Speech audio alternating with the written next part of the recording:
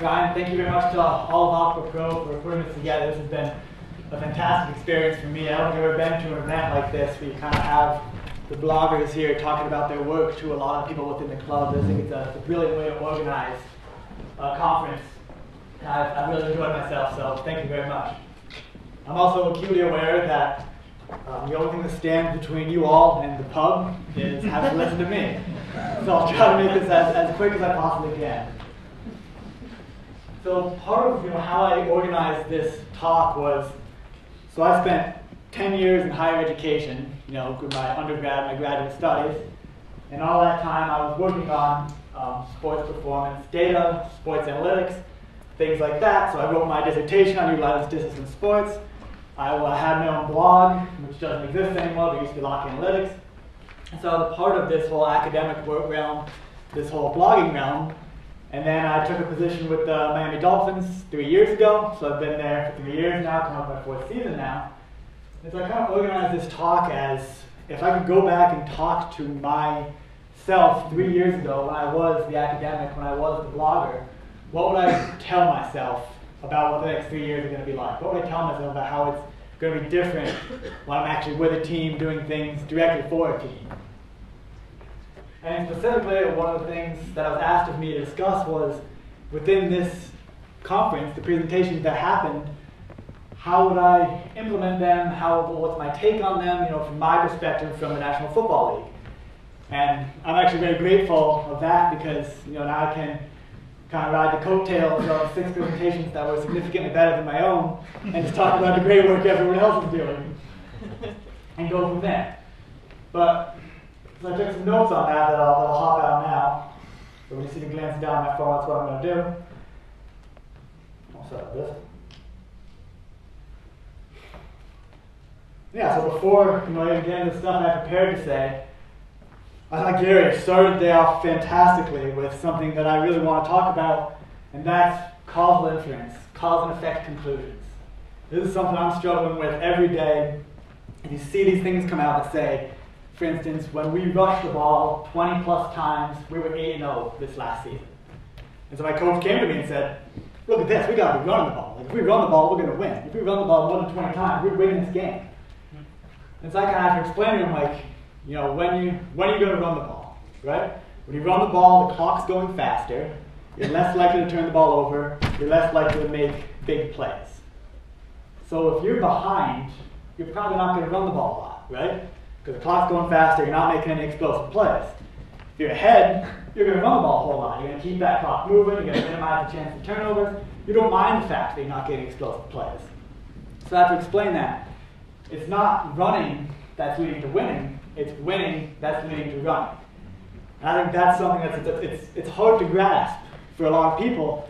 I think even within the sports analytics community, us that all have a lot of education, we at least have an introductory statistics course, we make this mistake a lot where we claim causal inference in situations where you probably can't actually come to a cause and effect conclusion. It's not very common that you can come to a cause and effect conclusion in sports data. That's just the nature of the beast. We can't do these randomized experiments. It's all completely observational. One example could be, we talked about crosses to the far post. Can we come to the cause and effect conclusion that if we cross more to the far post, we're going to score more goals?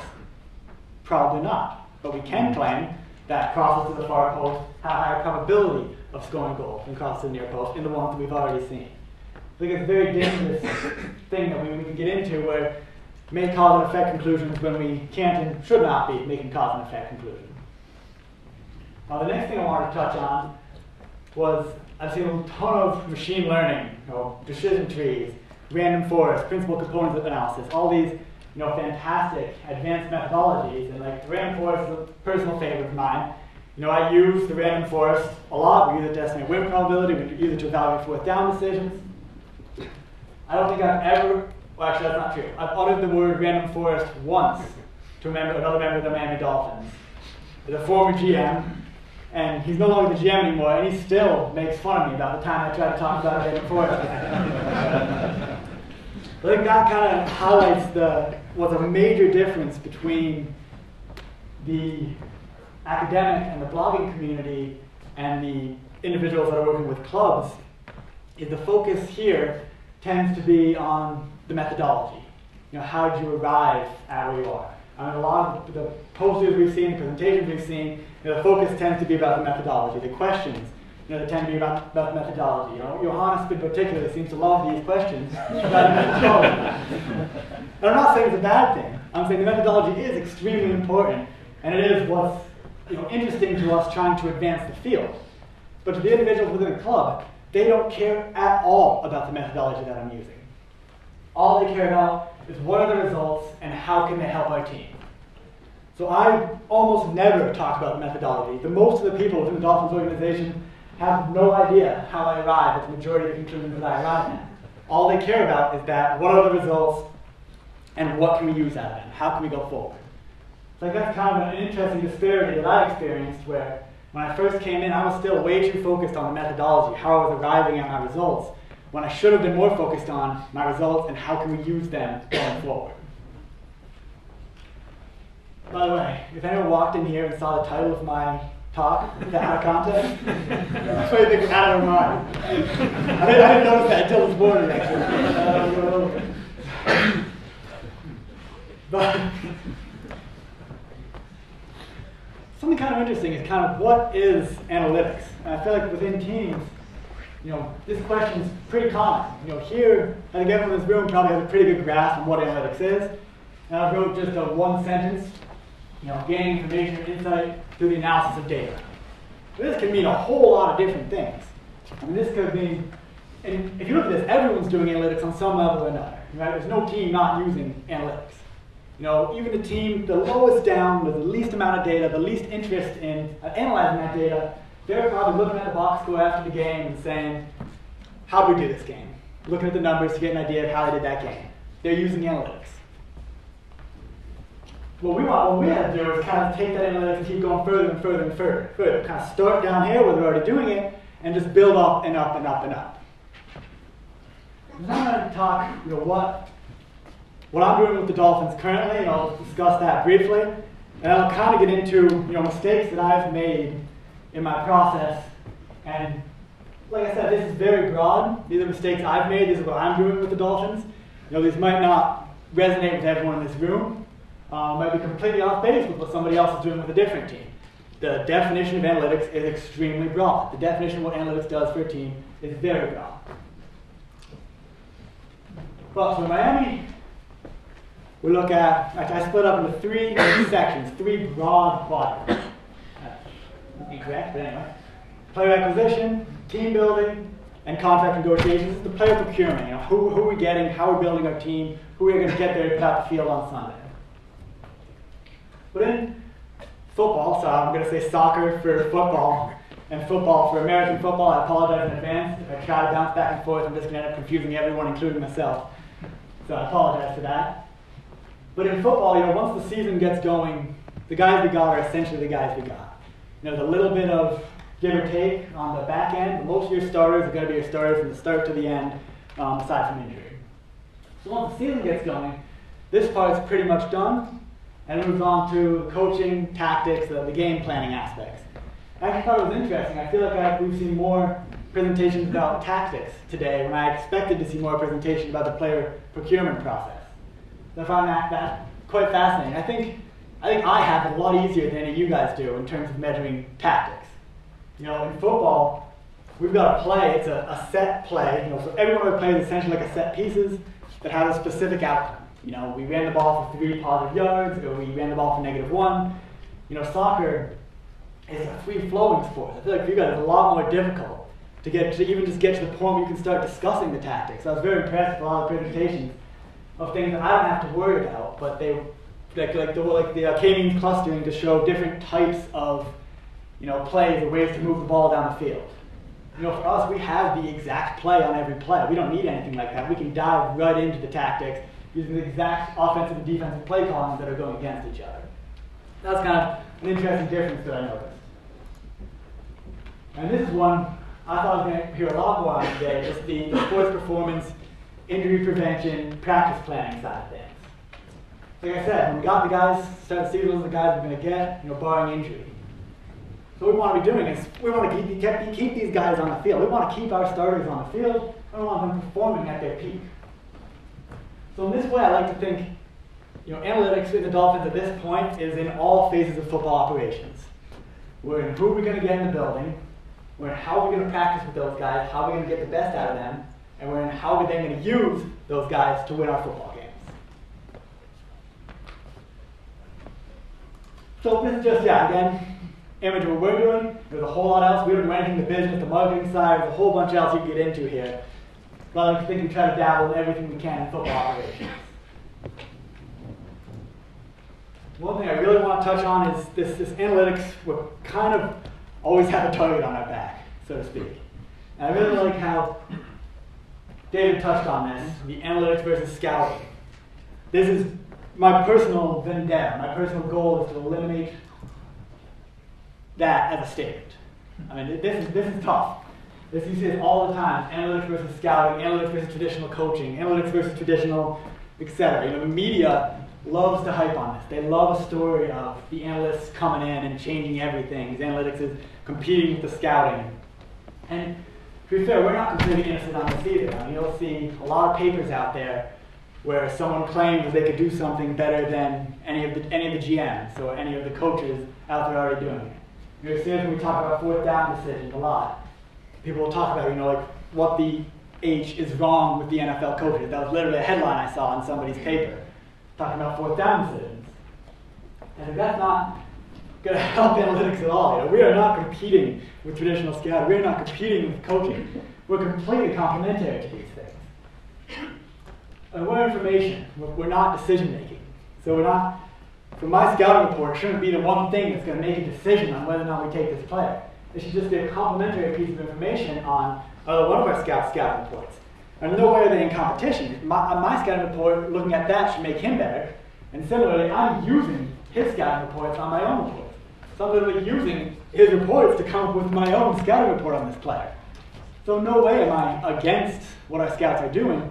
My stuff is really only as good as the scouting reports that we're getting in from our scouts. So it's something that's been a constant battle, and I think it still is. And it's still where analytics gets held up is, it's just analytics or traditional scouting. Why a lot of clubs don't go for it is because they think of it as an either-or situation. No, we're traditional, we're old school football. We're going to do what we've been doing. It's been going well for us. We're not going to change. And so the point I was trying to make is I'm not trying to change anything. Well, that's not true. I'm not trying to get rid of anything that we're already doing. I'm just trying to help what we're already doing and add another layer so they can get better at what they're doing.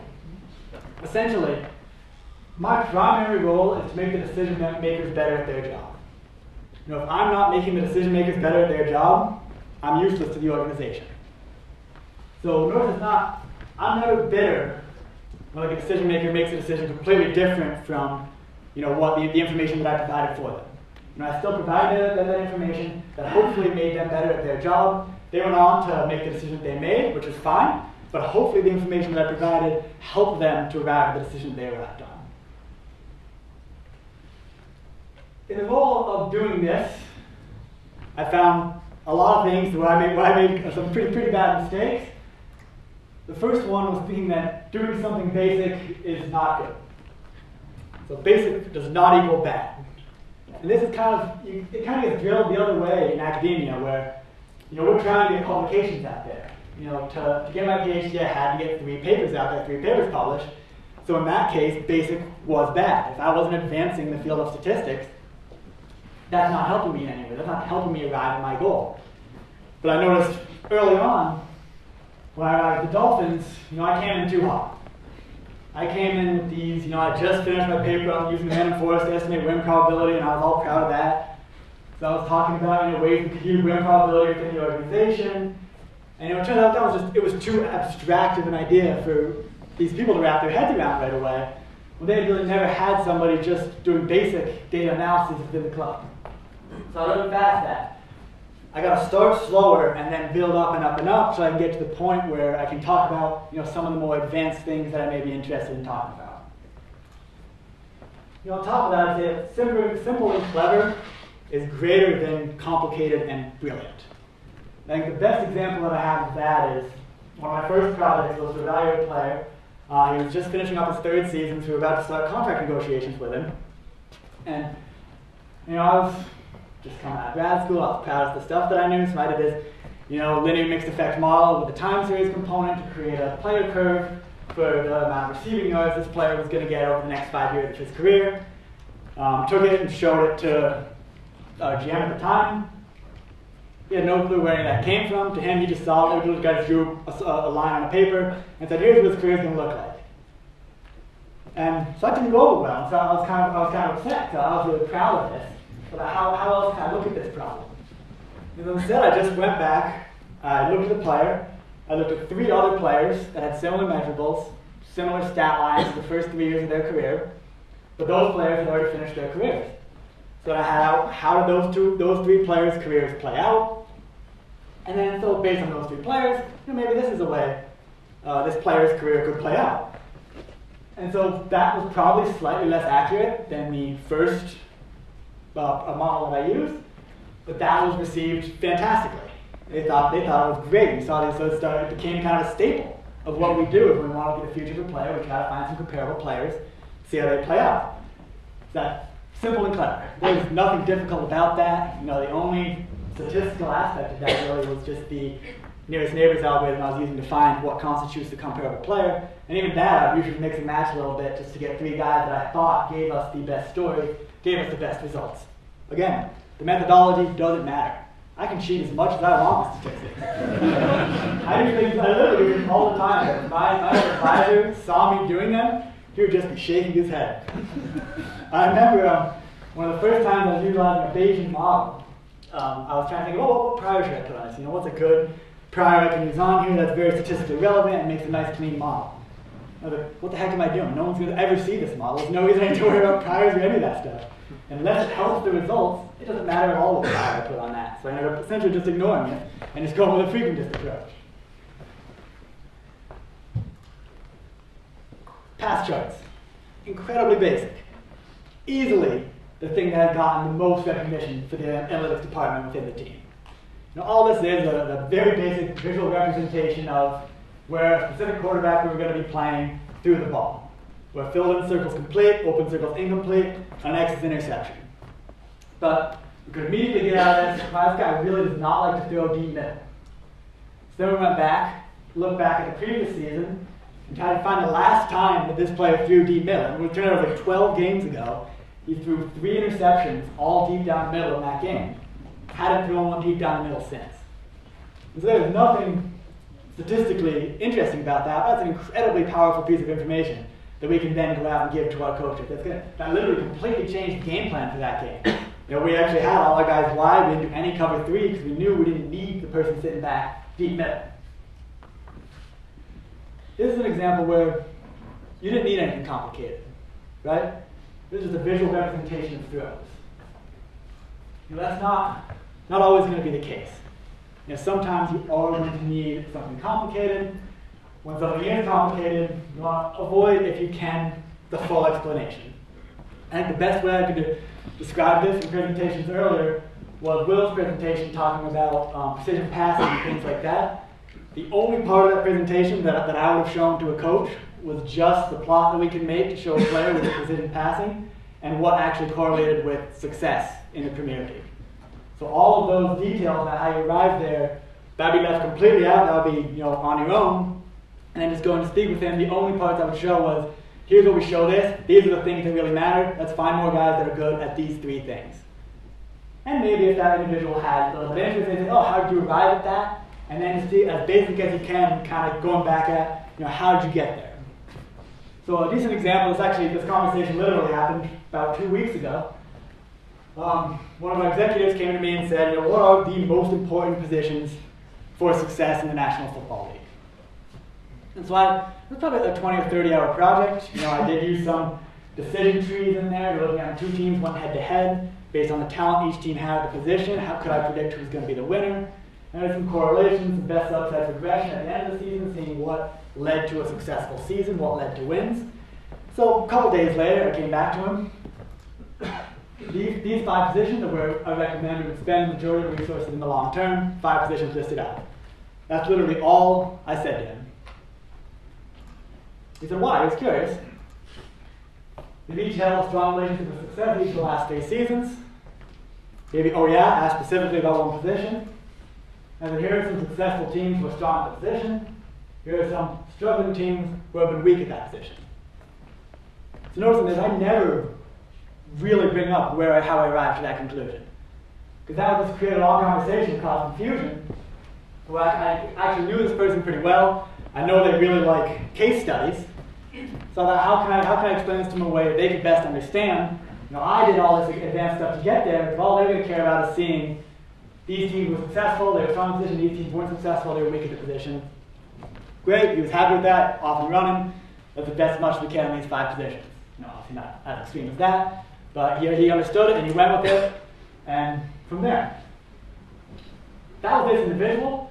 There's a chance, not a chance, but if I was presenting this to somebody else, I would prepare a different couple of follow-ups because I would understand that they would have a different interest in figuring out what happened.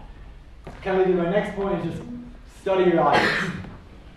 So a significant portion of our job is catering results to be successfully received by the target audience. And so if I was, for instance, my former GM, if I was going at this same questions, by the end of our relationship, he'd gotten pretty advanced statistically.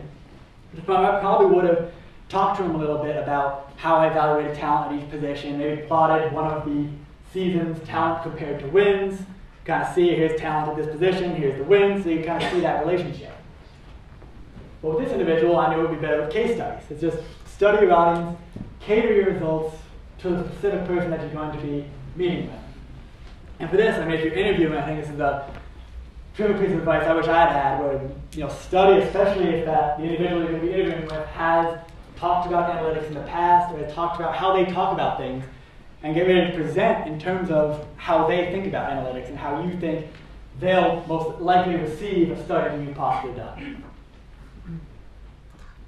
So on that note, I would say, I kind of already touched this, but I'd say about a third is dealing with data.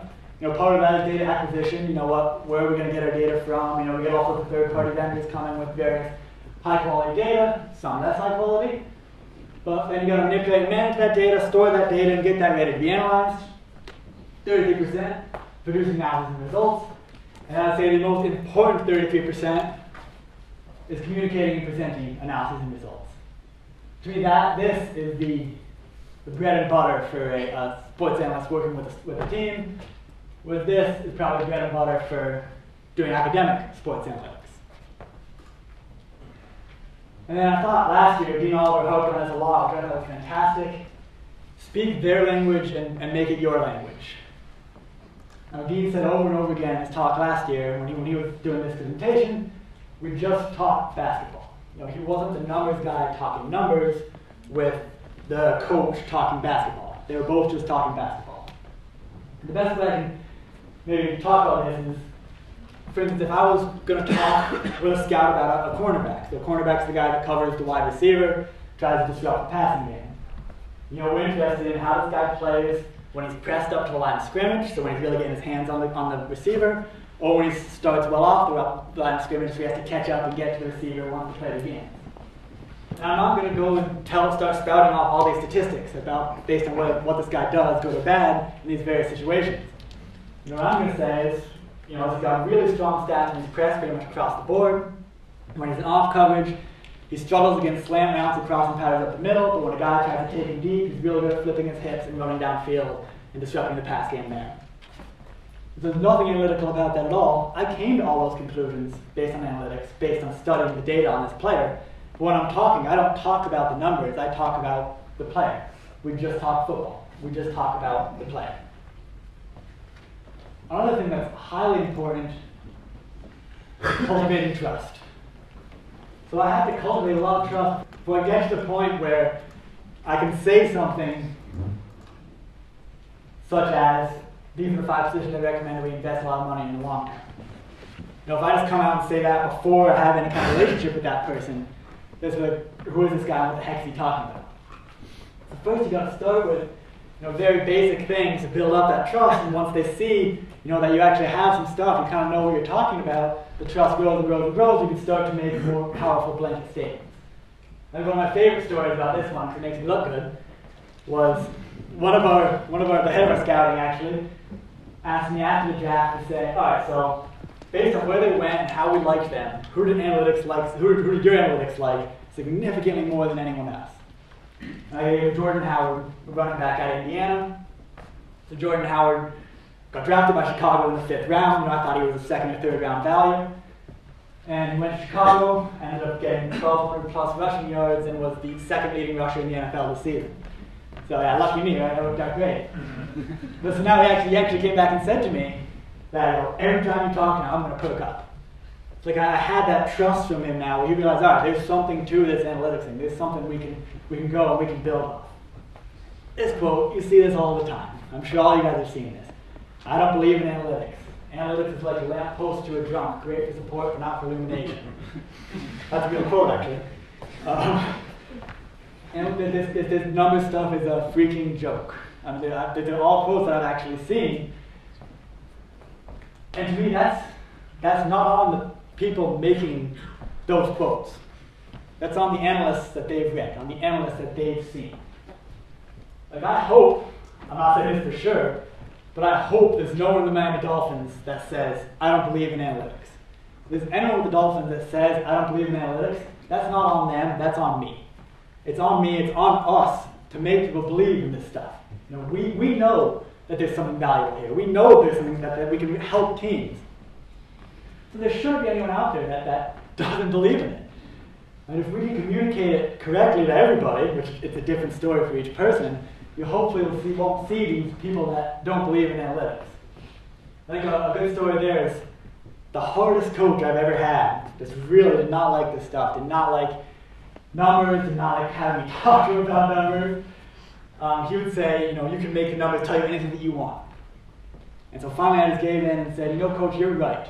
I can also make the numbers tell you anything that you want. And he goes, really? And I'm like, yeah, what do you want to see? And he's like, I want you to show me how sacks are important. So I went out, made the numbers work, maybe did a few things that my academic self would not have done, and came back to him with a report that showed how sacks are important. Sacks are important, so that was an easy one. But then he wanted me to see, this guy's pretty down right now. Go get me something that shows how good he's playing. And so I went out and found a very specific, getting into it. He wasn't playing very well, so it made sense that he was down. But I manipulated the data to get to the point where it showed something he was doing very well that he could then take to that player and say, hey, look, you're doing this great. Player gets uplifted, and the relationship starts. And so now I'm talking to that coach, and before he realizes, you know, he's using this stuff, not just trying to get to manipulate the way that he wants it to be, and you know, he's starting to buy in a little bit to what analytics can do for him. Another thing I want to talk about is this 80-10-10 rule of scouting. This is actually, I have to credit Ian Anderson, the director of analytics for the Philadelphia Flyers. This is the idea that, suppose we're scouting prospects. 80% of the time our report agrees with conventional scouting. 10% of the time we see a significantly more valuable player, 10% of the time we see a significantly less valuable player. These are somewhat arbitrary numbers, but it illustrates the rule pretty well. So I think the part, 80% of the time, you know, we're not helping out that much. But these are the real important times. Why do we see a significantly more valuable player? Why do we see a significantly less valuable player? I'd also say, if you start to drift away from this 80-10-10 rule, that's when you can actually start to see some trouble. And we've been called the eye test multiple times in here today. Now, if you get a list that's supposed to have, you know, the top 10 footballers, and Cristiano Ronaldo's not on there, Lionel Messi's not on there, just 10 random guys, that's probably just going to get scrapped right away. Everyone's going to say, you know, that's junk, this guy doesn't know what he's talking about. But if you get a list of 10 guys, 8 of those guys are some of the highest paid players, they look like the great guys, but then there's 2 guys on there that are, you know, kind of middle of the road type guys.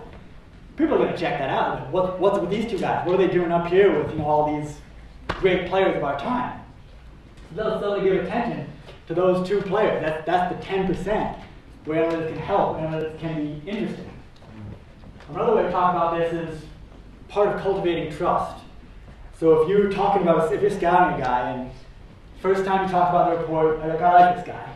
Scout's like, oh yeah, I like him too. Second guy, oh, I like this guy. Scout likes him too. Third guy, oh, I like this guy. Scout likes him too. You guys are agreeing on a whole lot. Fourth guy, oh, I like this guy. Scout doesn't like him. He's going to look back and say, oh, we agreed on these three guys. We didn't agree on this fourth guy. I wonder why that is. And then maybe the hope is that then he'll go back and take another look, take a second look at that guy, take the video. If he still doesn't like him, that's great. But to me, that's almost the best, like a great situation for analytics. Just get the decision makers to go back and take a second look at a guy because our numbers really like them. I was actually told that when the new GM came in. I said, I'm not trying to completely change the way you're making decisions. All I want is if I really like somebody, that you'd be willing to take another look at him and see if you can see what I see, or if you still see whatever it is that you see. Some final notes. I'll say confidence is important. We have to have thick skin. Avoid taking things personally. This is a mistake that I made early on in my career, where I would go in there and someone wouldn't like a project that I did on something, and I would take it personally, as a personal attack on me, as a personal attack on analytics. And that wasn't fair. This decision maker is getting information from so many different people. If he listens to these people on this one and not me, that shouldn't be an attack on me. That's just he decided to go that way. Next time maybe he'll come back with me and listen to my stuff. And so I kind of learned quick that don't take things personally. You're going to have a target on your back. Being an analyst in a new team, especially with the Dolphins, there was no analytics presence before, so they really didn't know what to expect when I came in. So kind of everyone was trying to prove that I was wrong on something, or find some reason behind it analytics isn't going to work within the organization. On top of that, I touched on this. Arrogance is a disaster. When I'm interviewing somebody, I actually have a situation where it kind of sets them up to, if they want to, claim that they could draft better than the GMs can. And if they go that extra step and make that claim, that's usually someone that's always been someone that I'm not going to hire. That's just, they're going to struggle to survive in sports analytics. If you truly believe that you, just doing a few models, can do all this stuff significantly better than everyone out there that's been doing it for 20 years, that has this great experience, you're going to be in for a bit of a reality check, I think, when you join a team. It's going to be a tough job. Another one, completely out there, different from everything else that I said, but I wished I had told myself to take more computer science when I was in school. For any of you guys that are still in academia out there, can still get more computer science courses. Something we're literally always looking for with the Dolphins is someone with a combination of statistics and computer science. So someone that can do the advanced visualizations, the data management stuff that's beyond my capabilities, while also understanding all the statistical modeling that we're doing on our side. And something that I'm personally extremely proud of is just the building of an evidence-based culture that I've noticed in Miami. I think I'm proud of it, I guess. It's probably the thing I'm most proud of. Just by that I mean, it's not just when I'm talking about using evidence and using previous historical data to make claims. Now we're starting to see scouts do this kind of thing. So all the scouts are starting to try to find some evidence when they like a guy, looking back and they're like, yeah, this guy looked like this guy back there, didn't he, Dennis? And I'm like, yeah, he did. And that's awesome. I love that. It's creating more evidence around everything that we're doing instead of just going out there and getting opinions, which is also fine, but trying to back that up with a little bit of historical evidence as well. And I'll close. First thing the owner ever said to me when I was interviewing for the position was just, how can you help us win football games? And the key is when you're an analytics person for a team, that has to be the bottom line all the time. How can I help them win football games? I'm not going to do anything just because it's fascinating statistically. If it doesn't help us win football games, that's not a great avenue to go down. That's it.